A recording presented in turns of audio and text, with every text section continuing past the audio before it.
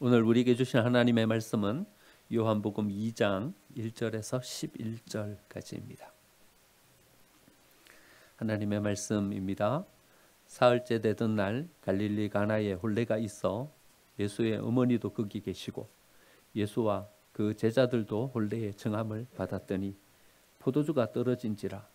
예수의 어머니가 예수에게 이르되 저들에게 포도주가 없다 하니 예수께서 이르시되 여자여 나와 무슨 상관이 있나이까? 내 때가 아직 이르지 아니하였나이다. 그의 어머니가 하인들에게 이르되 너희에게 무슨 말씀을 하시든지 그대로 하라 하니라. 거기에 유대인의 정결 예식을 따라 두세 통 드는 돌 항아리 6이 놓였는지라. 예수께서 그들에게 이르시되 항아리에 물을 채우라 하신즉 아기까지 채우니 이제는 떠서 연회장에게 갖다 주라 하심에 갖다 주었더니 연회장은 물로 된 포도주를 맛보고도 어디서 났는지 알지 못하되 물 떠온 하인들은 알더라. 연회장이 신랑을 불러 말하되 사람마다 먼저 좋은 포도주를 내고 취한 후에 낮은 것을 내거늘 그대는 지금까지 좋은 포도주를 두었도다 하니라. 예수께서 이 첫 표적을 갈릴리 가나에서 행하여 그의 영광을 나타내심에 제자들이 그를 믿으니라. 아멘.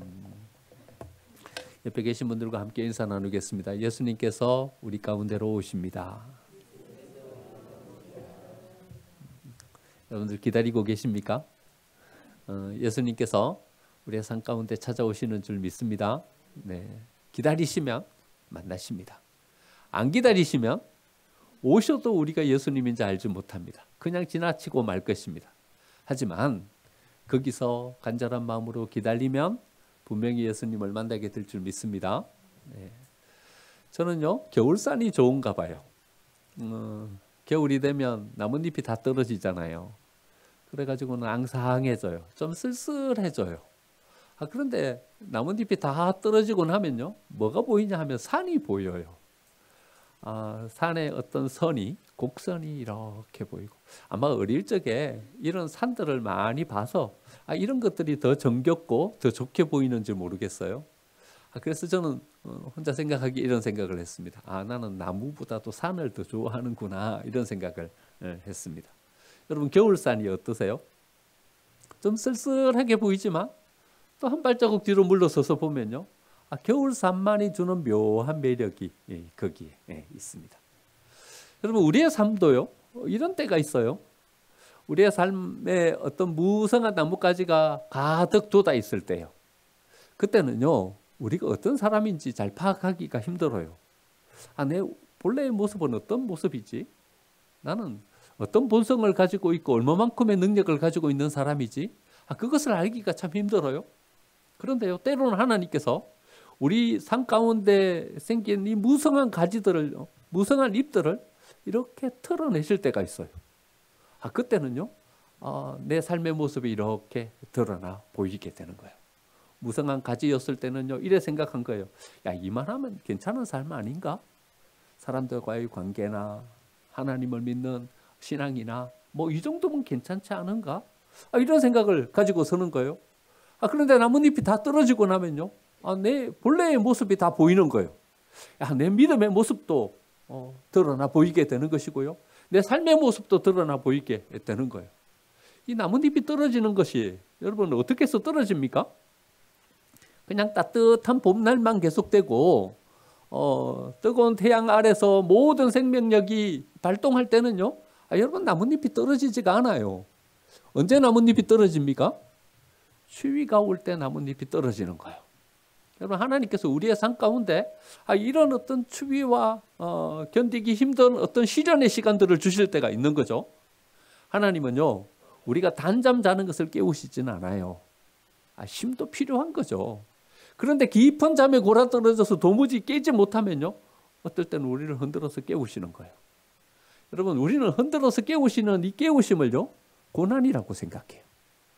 깊은 잠을 자고 있는데 그냥 일어나라 일어나라 말로만 한다고 일어납니까? 일어나질 않는 거죠. 저도요 잠이 무척 많아요. 아침에 일어나는 것을 무척 어렵게 생각해요. 학교 갈 때 지각을요 그냥 허다하게 지각을 했어요. 하도 우리 어머니가 저를 깨우는 것이 힘드니까요. 어느 날은 막 화가 나가지고 물을 한 바가지 떠가지고 와가지고 자고 있는 저한테 확 퍼부어 버리신 적도 있어요. 그만큼 아침에 잘 못 깨요. 하나님이요, 때로는 우리한테 이렇게 하실 때가 있는 거예요. 도무지 못 깨니까.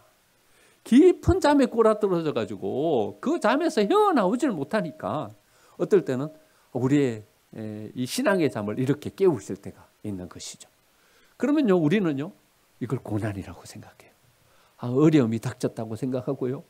잠에서 도무지 깨어나오지 못하는 이런 상태에서 우리 속에서 어떤 분노가 일어나는 거죠. 하나님은 왜 평안한 우리의 삶 가운데 이런 어려움을 주시는가? 하나님은 왜 편히 쉬고 있는 우리들에게 우리의 삶 앞에 브레이크를 걸고 이렇게 어려움을 주시는가? 하나님 앞에 이렇게 원망할 때가 있는 것이죠. 하지만 여러분, 우리 앞에 뭔가가 주어지지 않으면요, 우리의 믿음의 크기가 얼마만큼 크기인지를 우리는 가늠하기가 어려워요. 엊그제 수능 점수가 발표됐죠. 수능 점수가 발표되기 전에 이 아이들은 수차례 모의고사를 보면서 자기 능력을 테스트했습니다. 모의고사 테스트를 하면서요, 아이들은 이렇게 생각하는 거죠. 영어는 됐구나. 이 정도. 이제 조금만 더 유지하면서 가면 되겠구나. 이 부분은 내가 좀 계속해서 성적이 안 나오는 부분이네. 내가 좀 더 성적을 올리려면 이 부분은 좀 더 집중해서 해야겠네. 이 과목 때문에 내가 어떻게 하면 대학을 못 들어갈 수도 있겠네. 이 과목은 내가 에너지를 더 많이 쏟아서 가야 되겠네. 시험을 통해서요, 아이들은 뭘 가늠하게 되냐 하면요, 어떤 부분이 약한지, 어떤 부분은 어느 정도 됐는지, 어떤 부분은 더 열심히 에너지를 쏟아서 해야 되는지, 이런 것들을 파악하게 되는 거예요. 여러분, 테스트가 뭐예요? 테스트가 뭐예요? 시험이에요. 시험이에요. 우리가 흔히 말하는 시험이요. 시험이에요. 시험이 우리에게 주어지면요, 그 시험을 통해서 우리는 우리의 믿음의 크기를 알 수 있는 거예요. 평안해요. 아무 일도 일어나지 않았어요. 그때 우리가 하나님을 향해서 이렇게 외치는 거예요. 하나님, 믿습니다. 외치는 거예요. 그러면 그 믿음의 크기는 얼마만큼 크기인 거예요? 몰라요. 그 믿음의 크기가 얼마만큼 크기인지 몰라요. 아무 일도 없는데요, 평안한데요. 믿습니다. 아무리 힘주어서 우리가 믿습니다라고 이야기를 한들 그 믿음이 어느 만큼 크기인지 어떻게 알 수 있어요? 그런데요, 시험이 닥쳐요. 어려움이 닥쳐요. 그러면요, 그때도 내가 믿습니다 할 수 있는지 없는지를 보면요, 우리의 믿음이 얼마만큼 크기인지 알 수 있는 거예요. 어저께 토요일 큐티 한번 읽어보셨습니까?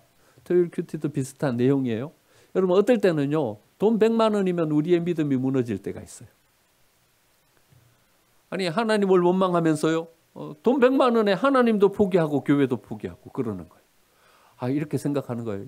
내 믿음은 돈 100만 원만한 믿음도 못 되는구나. 100만 원이면 나가 떨어지는 믿음이구나. 이래 생각할 수 있어요. 여러분, 어떨 때는요, 자존심이 상해요. 자존심 상하고 나면요, 이제는요, 하나님도 없고 옆에 있는 교우들도 없고 그냥 막 화만 나는 거예요. 나는 내 자존심 이거 하나에 모든 것들이 다 허물어질 수밖에 없는 그런 믿음이구나. 여러분, 우리의 믿음은요, 어떤 뭔 대상이 있어야 그 믿음의 크기가 얼마인지 알 수 있는 거예요. 시험이라는 것은요, 우리의 믿음의 크기를 잴 수 있는 기회인 거예요. 이만큼의 시험이 왔어요. 그런데 끄떡 없는 거예요. 그러면 적어도 우리의 믿음은요, 이만큼의 믿음은 되는 거예요.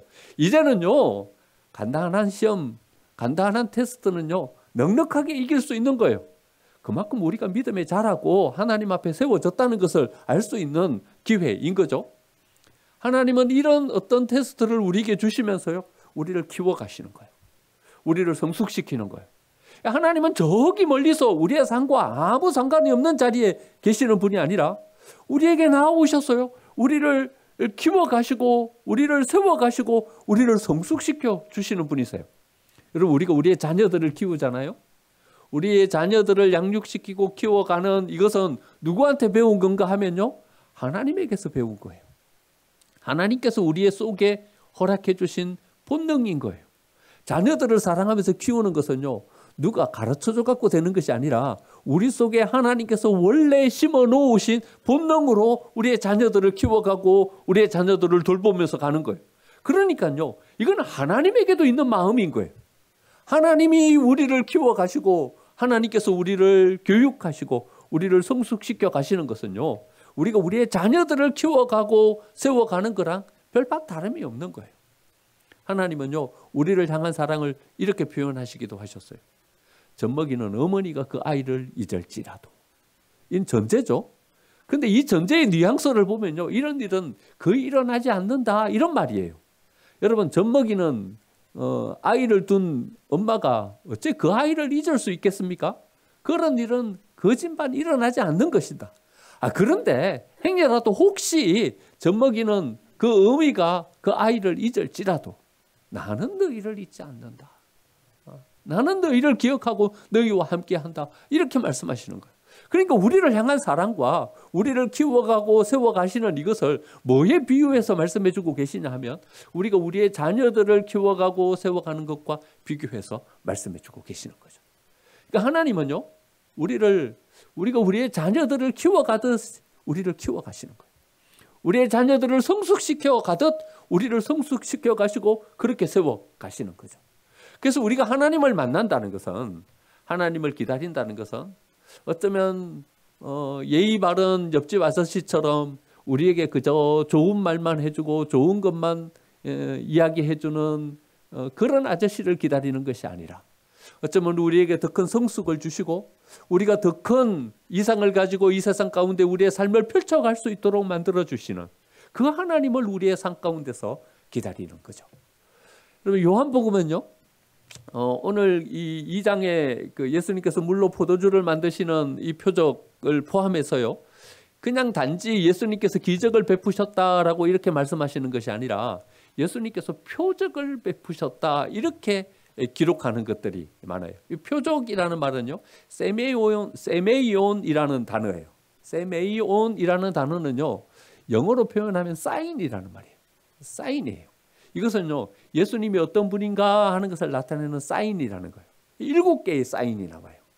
오늘 2장에서 물로 포도주를 만드시는 이것이 예수님이 누구이신가를 우리에게 나타내 주시는 사인이고요. 4장에는요, 왕의 신하의 아들을 고쳐주시는 사인이 나와요. 5장에서는요, 38년 된 병자를 고쳐주시는 표적이 나와요. 이것은 그냥 기적이라고 말하지 않고요, 예수님이 누구인지를 우리에게 나타내 주시는 표적이다, 이렇게 나와요. 6장에서는 오병리의 기적이 나오고요, 그 이후에 바다로 걸어가셔서 파도를 잔잔하게 해주시는 표적이 나와요. 이건 단지 그냥 바다를 잔잔하게 해주시는 것이 아니라 예수님이 누구이신지를 나타내주는 표적이에요. 바다 위에서 파도를 잔잔하게 해주시는 이것이 무엇을 의미하는 것인지는 제가 한 2차례 여러분들에게 말씀드린 적이 있어요. 9장에서는요, 날 때부터 안 못 보는 장애인을 고치신 이야기가 나오고요, 11장에서는 죽은 나사로를 살려내는 이야기가 나와요. 이 7가지의 사건은요, 그냥 단지 기적이 아니라 예수님이 어떤 분인가를 우리에게 알려주시는 표적인 거죠. 사인인 거죠. 그런데 이 7가지의 사인에는요, 공통점이 있어요. 표적은 기적은 다 다른 모양으로 나타나지만은요, 뭘 나타내냐 하면요, 하나님이 어떤 주권을 가지고 우리에게 나오시는가 하는 것을 나타내주고 있어요. 하나님은요, 풍랑보다 크신 분이에요. 바다 위에 서 계신 분이에요. 바다는 어떤 존재라 그랬어요? 거기 아래에 사단이 거주하는 꼬불꼬불한 뱀 리워야단. 그 뱀이 어디서 나오냐 하면요, 그 바다에서 나오는 거예요.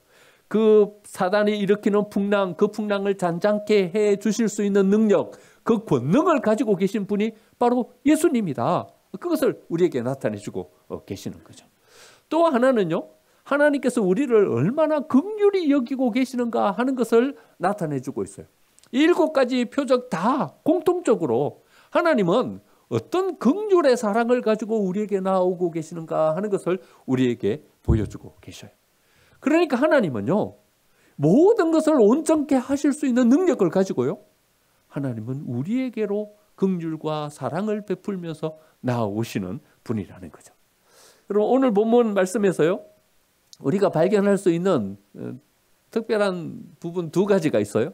그 하나는요, 예수님이 물로 포도주를 만드셨다는 거예요. 여러분 성경에는 술 취하지 말라 이렇게 나오잖아요.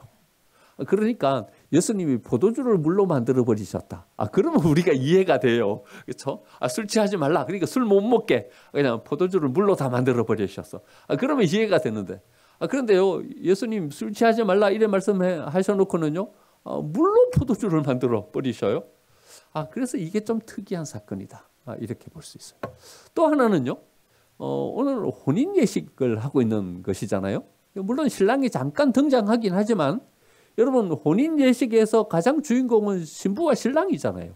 근데 오늘 본문에는 신부와 신랑이 등장하지 않아요. 주인공이 신부와 신랑이 아니에요. 그러면 이 혼인 예식에서 우리에게 이야기하려고 하는 것은 다른 데 초점이 있다는 것을 발견할 수 있게 되는 거죠. 여러분 누가 주인공이에요? 예수님이 주인공이에요. 혼인 예식인데? 그런데 예수님이 주인공이에요. 모든 것을 하실 수 있는 권능을 가지고 거기에 임하신, 모든 것을 온전케 하실 수 있는, 어떤 문제가 생겼지만, 어떤 허점이 생기고 어떤 결핍이 생겼지만 그 모든 것을 완성시킬 수 있는 능력을 가지신 예수님, 그 예수님이 주인공이에요. 또 한 주인공이 있어요. 어떤 주인공이죠? 이 본문에서요. 거기에 초청된 하객들이에요. 이 하객들은요, 고난과 어려움 가운데 살아가고 있는 사람들이에요. 여러분 로마의 압제하에서 얼마나 어렵고 힘든 삶을 살아가는지요.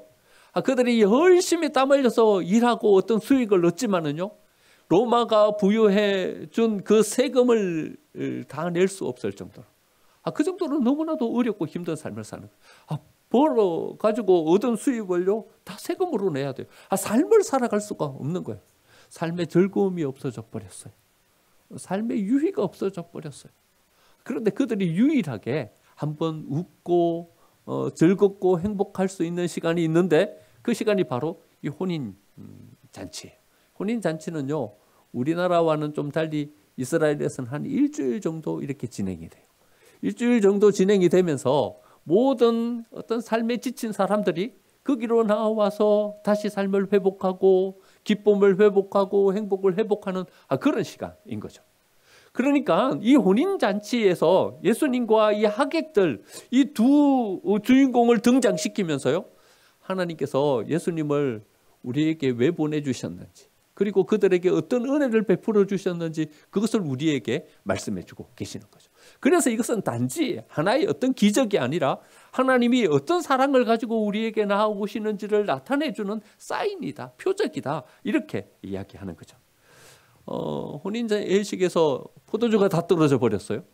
예수님의 어머니 마리아가 예수님에게 말씀하는 거죠. 포도주가 다 떨어졌다. 어떡하냐? 아직 잔치가 덜 끝났는데. 잔치는 덜 끝났는데 포도주가 다 떨어져 버렸으니 이걸 어떡하냐? 예수님이 이렇게 대답하셔요. 4절에 예수께서 이르시되 여자여 나와 무슨 상관이 있나이까? 내 때가 아직 이르지 아니하였나이다. 우리가 이 말씀을 읽으면서요, 여자여 이렇게 말하는 데서 딱 멈추어서요, 우리 한국처럼 예절이 깍듯한 사람들이 이 말을 받아들이기는 좀 약간 어려워요. 그런데요, 여자여라는 이 말은요, 귀나이라는 이 헬라어인데요, 귀나이라는 이 말은요, 단지 어떤 예수님의 어머니를 어떤 객체로 아무 상관이 없는 사람으로 낮추어서 부르는 그런 말이 아니라 최대의 어떤 공손의 표현이에요. 어떤 귀부인을 부를 때 귀나이라고 이렇게 불러요. 자기 어머니를 부를 때도 왜 궁중 예절 가운데 왕이 자기 어머니를 부를 때 그냥 어머니 부르지 않고 어마마마 이렇게 부르는 거 혹시 사극에서 보셨습니까? 그러니까 극존칭어예요. 귀나이라는 이 말은요. 그러니까 예수님의 어머니에게 불공손한 어떤 태도로 말한 것이 아니라 최대한 예의를 갖추어서 그 어머니에게 이야기하고 있는 것입니다. 아직 내 때가 이르지 않았습니다. 내 때가 이르지 않았다는 말은 무슨 말이죠? 아직 공생애가 시작되지 않았다는 거예요. 예수님 공생애 사역을 아직 시작하기 전에 이루어진 사건이라는 거죠. 예수님은 어떤 율법관을 가지고 계십니까? 율법에 대해서 예수님이 이렇게 말씀하십니다. 율법의 1.1획도 없어지지 않을 것이다. 그러니까요, 이 율법은 누가 주신 거예요? 예수님이 주신 거예요. 예수님이 어떤 분이신지를 요한복음은 이렇게 말씀하고 있어요. 예수님이 바로 로고스다. 그러니까 율법 그 자체가 예수님이다. 이렇게 말씀하고 계시는 거예요. 이 말씀을 주시는 이 모든 규칙을 정하신 분이 누군가 하면 바로 예수님이에요. 예수님이 나의 어떤 공생애의 시작점, 그것을 스스로 정해놓으신 거예요. 그리고 그것을 철저하게 지켜가시는 거예요. 1.1핵도 없어지지 않을 것이다 말씀하시면서 모든 것을 완벽하게 지켜가시는 분이신 거예요. 그런데 공생애가 시작되기도 전에 예수님의 어머니가 예수님에게 부탁하는 거예요. 포도주가 다 떨어졌다. 여러분 같으면 어떻게 하시겠습니까? 저는 이렇게 생각해 봤어요. 나 같으면 안 할 것 같다. 이런 생각을 했어요. 왜냐하면요. 제가 그것을 어기고 그것을 깨버리면요. 내가 무너지는 것인데요. 누가 세웠어요? 예수님이 세운 거잖아요. 공생애의 시간. 또 모든 어떤 율법. 예수님 본인이 세우신 거잖아요. 그런데 본인이 그것을 깨버리면 자기 스스로 자기를 허무는 것 아닙니까? 저 같으면 안 할 것 같아요. 여러분 어떻게 생각하셔요? 여러분 같으면 하시겠습니까? 대부분 저는 생각하기에 아무도 안 하실 거다 이래 생각해요. 왜냐하면 의외로 우리는요, 우리 스스로를 세우려고 하지 다른 사람들에 대한 관심은 별로 많지를 않아요. 우리는요, 우리 스스로가 온전하게 되는 것에 훨씬 더 관심이 많아요. 아마 99% 우리에게 관심 쏟고 있을 거예요. 내가 여기에 세워져야 하는 것이고, 내가 여기에서 나를 지켜가야 하는 것이고, 적어도 다른 사람에게 내가 가볍게 보여서는 안 되는 것이고, 이런 마음을 가지고 서는 거죠. 근데 예수님은요, 이걸 깨버려요. 이걸 깨버려요. 예수님 스스로 세우신 법이에요. 예수님 스스로 정한 기한이에요. 내 때가 아직 이르지 아니하였나이다 이렇게 말씀해놓고서는요, 오히려 그것을 깨버리고 물론 포도주를 만드는 이사역을 이루신 거죠. 예수님은요, 뭘 더 중요하게 생각하셨냐 하면요, 자기 자신보다도요, 거기에서 있는 하객들, 고난받고 어려움과 힘든 가운데 삶을 살아가다가 이제 한번 겨우 웃으면서 삶의 시름을 내려놓고 기쁨을 누리고 있는 그 사람들이 훨씬 더 소중했던 거예요. 그럼 뭐가 더 중요한지, 뭐가 더 소중한지 그것을 우리가 놓치는 경우들이 많아요. 여러분, 뭐가 더 소중해요? 우리의 자녀들이 훨씬 더 소중해요. 뭐가 되는가? 그게 뭐 중요해요? 우리 자녀들이 더 중요하죠. 그런데요, 우리는요, 뭘 만들려고요, 우리의 자녀들의 소중함을 잃어버려요. 여러분, 우리의 자녀들이 훨씬 더 소중해요. 여러분, 우리 성도님들이 훨씬 더 소중해요. 우리 교회가 어떤 교회가 되는가? 이것도 중요한 일이지만, 여러분, 우리 성도님들이 없이 우리 교회가 어디 있어요? 우리 성도님들이 훨씬 더 소중해요.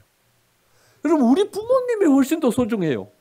부모님으로부터 우리가 뭘 얻고, 우리가 어떤 삶의 어떤 기반이라도 좀 가질 수 있는 뭔가를 제공해 주기를 바라고, 여러분, 그걸 제공해 주면 우리 부모님은 소중하고, 그걸 안 해주면 우리 부모님은 안 소중한 존재입니까? 여러분, 우리 부모님이 훨씬 더 소중한 분이에요. 하나님이 훨씬 더 소중해요. 여러분, 우리가 물질적인 은혜를 받고 우리의 삶 가운데 건강하고 삶이 형통하면 하나님이 우리의 삶에서 가치 있는 분이고, 안 그러면 의미 없는 분입니까? 하나님은 그 하나님 자체로서 우리의 삶 가운데 소중한 분인 거죠. 여러분, 우리는 종종요, 우리 주변에 있는 아무것도 아닌 것들 때문에 더 소중한 것들을 놓쳐버리고 맙니다. 우리가 이기적인 생각에 사로잡혀 있기 때문에, 나라는 아성 여기에 갇혀 있기 때문에 우리는 그 더 소중한 것들을 바라볼 수 있는 안목과 시각을 놓쳐버리고 마는 것이죠. 여러분, 더 소중한 게 있어요. 우리가 지켜가야 될 더 귀한 것들이 있어요. 예수님은요, 이 기적을 통해서 이것을 우리에게 가르쳐주고 계시는 거예요. 뭐가 더 소중해? 뭐가 더 귀하냐? 우리가 지켜가야 할 것이 무엇이냐? 그것을 우리에게 가르쳐주고 계시는 거죠.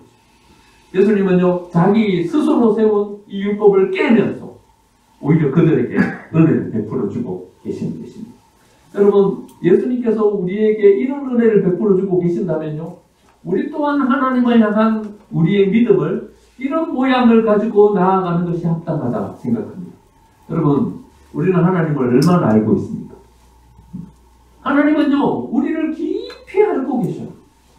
우리의 애환과 우리의 마음의 걱정과 염려와 모든 것들을 깊이 알고 계십니다. 그런데 우리는요, 하나님을 얼마나 알고 있어요? 여러분, 우리가 기껏 예수님을 기다린다. 어디에서 기다리고 있습니까? 그냥 우리의 삶의 문제 이걸 해결해 주기를 원하는 그 자리에서 예수님을 기다리는 뿐인 것입니다. 조금 더 깊이 들어가 보면 어떨까요? 그러면 이스라엘 백성들이 예배를 드리는 예배의 장소는요, 성전뜰이에요. 성전뜰, 거기에서 제물을 태워서 하나님께 제사를 드렸어요. 그러니까 예배하는 모든 사람들은 어디까지 들어오냐면 성전뜰에 들어와서 거기서 예배하고 예배가 끝나면 거기서 집으로 돌아가는 거예요. 성전뜰에만 머물고 있는 우리들에게 하나님은 종종 우리를 성소로 들어오라고 성소로 끌어들일 때가 있어요. 그리고 성전뜰에서 드리는 예배, 이 예배만 가지고는 여러분 하나님을 깊이 있게 알기는 어려워요. 하나님께서 종종요 우리를 이렇게 붙잡아서 성소 안으로 들어오라고 하시는 거예요. 여러분, 그러면 우리는 이게 고난이에요. 어려움이에요. 안으로 들어가야 되니까. 우리의 삶의 모든 부분을 새로 재조정해야 되는 것이고요. 때로는요, 시간을 할애해야 되는 것이고요. 성소 안으로. 그런데 성소 안으로 들어오면요, 성전뜰에서 만난 하나님과는 전혀 다른 더 깊이 있는 곳에서 하나님을 체험할 수 있는 거예요. 그러면 분명 성전뜰에만 머물고 있다가 하나님께서 우리를 바짝 끌어당기시는, 때로는 우리에게 이것이 고난으로 여겨지는 이런 사건이 우리에게 있을지라도 여러분 하나님의 끌어당기심 여기에 순종하면서 가보십시오. 성소 안에서 하나님을 만나면 우리는 그 밖에서 체험해보지 못했던 새로운 하나님의 은혜를 거기서 누리게 될 것입니다. 근데 때로는 하나님은요 우리를 지성소 안으로 끌어들이실 때도 있는 것입니다. 지성소 안에는요 대제사장도 1년에 한 차례밖에 못 들어가요. 1년에 한 차례 지성소 안에 들어갈 때는 죽기를 각오하고 들어가는 거예요. 여기에다 방문을 달고 움직이면 딸랑딸랑 소리가 나잖아요. 근데 딸랑딸랑 소리가 안 나면 거기서 죽은 거예요. 발목에다가요 밧줄을 달고 들어가는 거예요. 사람들이 거기 안으로 못 들어가니까 거기 안에서 종종 대제사장이 죽는 거예요. 하나님 임재할 때. 그럼 끌어내야 되니까 발목에다가 줄을 묶어가지고 딸랑딸랑 방울을 달고 거기로 들어가는 거예요. 하나님은 종종 어떨 때는 우리에게 지성소 안으로 들어오라고 이렇게 우리에게 요청할 때도 있는 것입니다. 그 시간과 상황은요 우리에게 무지하게 큰 고난과 어려움으로 느껴질 것입니다. 하지만 여러분 우리에게 주어지는 고난과 어려움 그것만 보지 마십시오. 그것이 하나님께서 우리를 끌어당기는 끌어당기심일 수 있는 것입니다. 하나님께서 우리를 좀 더 가까이서 대면하고 싶어 우리를 좀 더 가까이서 만나고 싶은 하나님께서 우리를 끌어당기시는 당김일 수 있는 것입니다. 가까이 나아가야 합니다. 더 깊이 알아야 합니다. 알면 더 새로움을 거기서 누릴 수 있게 되는 것입니다. 여러분 이런 깊은 하나님과의 관계를 체험하고 나면요 우리는 이웃에게로 나와서 그 이웃의 아픔과 그 이웃에 대한 마음을 새롭게 하고 쓸 수 있게 되는 것입니다.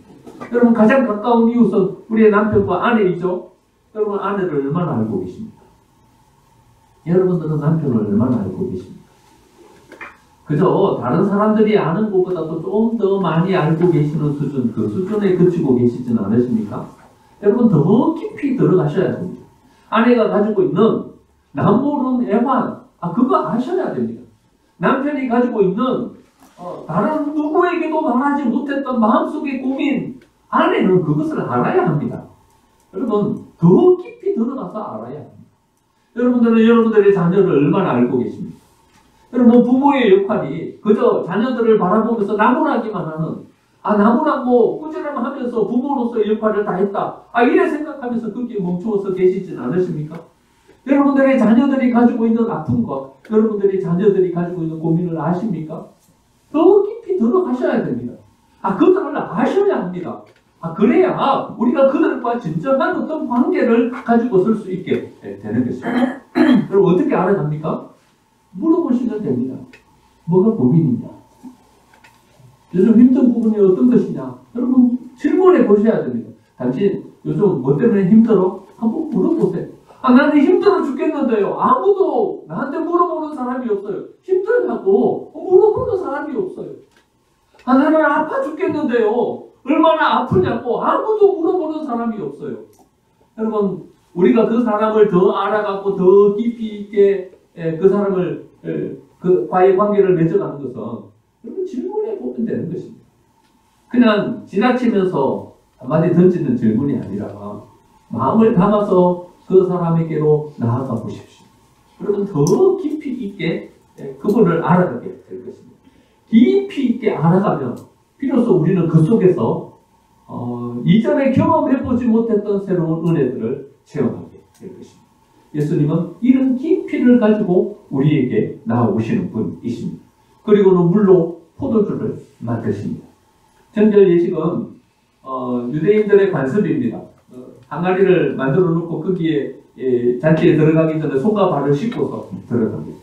그런데 예수님이 그 항아리에다가 물을 채우라고 합니다. 왜냐하면 이미 다 써버렸어요. 하객들이 들어가면서 그 항아리에 있는 물로 손과 발을 씻고 들어갔기 때문에 항아리가 비어버렸어요. 그 항아리에다 물을 채우라고 했습니다. 그리고는 그 항아리에 던 물을 포도주로 바꿔버렸습니다. 여러분, 물이 포도주로 바뀌었습니다. 아무도 안 놀라십니다. 물이 포도주로 바뀌었습니다. 여러분, 얼마나 신비로운 일입니까? 우리의 삶 가운데요, 이런 은혜가 있어야 됩니다. 깊이 있게 들어가면요, 어떻게 되냐면요, 물이 포도주로 바뀌어요. 여러분, 저기 멀리서 예수님이 계시면요, 우리의 애환도 모르고, 우리가 얼마나 고된 삶을 살아가는지도 모르고, 지금 여기에서 잠깐 누리는 이 행복이 정말 우리의 삶에서 1년에 한두 번 누릴까 말까 하는 행복이고, 이런 것들을 저기 멀리서 모르시면요, 물로 포도주를 만드는 이런 일은 벌어지지 않아요. 그런데 예수님이 우리 가까이 깊숙이 나아오셔서 우리의 애환을 아시니까, 우리의 슬픔을 아시니까, 우리의 마음의 고통을 아시니까 물을 포도주로 만들어 주시는 거예요. 여러분, 놀라운 사건인 거죠. 깊이 들어가면요, 진짜 알면 우리는 어떤 역사를 이룰 수 있냐 하면요, 물을 포도주로 만드는 이런 역사를 이루어갈 수 있게 되는 것입니다. 영국의 시인 바이런이요, 옥스포드 대학을 다닐 때 종교학 수업을 들었어요. 종교학 수업을 듣는데 기말고사 시험을 치렀어요. 근데 이 문제가 나온 거예요. 예수님이 물로 포도주를 만드신 이 기적의 영적 의미가 무엇인지를 적으시오. 이라고 했거든요. 그러면 영국의 시인 바이런 잘 아시죠? 유명한 시인이죠. 그런데 이 사람이 국문학 출신인데 종교학을 듣고 있었기 때문에 이게 뭔 영적인 의미인지를 적기가 너무나도 힘들었어요. 그래갖고 아무것도 못 적고 밖에 창문만 이렇게 보고 있으니까 종교학 수업을 하는 그 교수님 옆에 이렇게 다녀요. 뭐라고 아무거라도 좀 적고 그래야 내가 성적을 주지. 이런 이야기를 했어요. 그래서 바이런이 3문장을 딱 적었어요. 시인이니까. 어떻게 적었겠어요? 혹시 이 바이런 시 읽어보신 분 계셔요? 이렇게 적었어요. 물이 그 주인을 알아보고 얼굴이 붉어져요. 그 주인을 알아보고 얼굴이 빨개져서 그래서 그것이 포도주가 됐다. 이렇게 표현해요. 참 시적인 표현이죠. 여러분, 우리가 진짜 뭔가를 알아보면 거기에서 뭔가 변화가 여러분들의 자녀 잘 안 바뀌죠? 왜 안 바뀌어요? 우리가 잘 몰라서. 여러분, 우리의 남편, 아내들 안 바뀌죠? 우리 속만 썩혀요. 안 바뀌어요. 왜 안 바뀌어요? 잘 몰라서. 진짜 만나면, 진짜 알면 거기에서 어떤 새로운 변화가 주어지는 거예요. 그들의 애환을 우리의 가슴 속에 담아보세요. 그래야 변화돼요. 그들이 가지고 있는 고민을 우리의 가슴 속에 담아보세요. 그래야 거기에 뭔가 희망을 가지고 설 수 있어요. 예수님은요, 이런 마음을 가지고 우리의 마음속 깊숙이 오셨기 때문에 이런 은혜의 역사를 이루실 수 있었던 것입니다. 여러분, 우리는 예수님을 기다립니다. 어떤 예수님을 기다립니까? 물로 포도주를 만들어낼 수 있을 만한 능력을 가지고 계신 예수님을 기다립니다. 어떤 예수님을 기다립니까? 우리의 마음속 깊숙이 들어오셔서 우리에게 아무에게도 말하지 못한 그 애환도 함께 공유하며 나눌 수 있는 그 예수님을 기다립니다. 여러분, 우리가 이 예수님을 이 대림절 기간에 만나고 우리의 삶을 새롭게 세우고, 우리 또한 이런 사랑과 이런 긍휼을 가지고 우리 이웃에게로 나아가서 우리 모든 사람들을 새롭게 할 수 있는 우리 생명샘의 모든 식구들이 되시기를 축원합니다.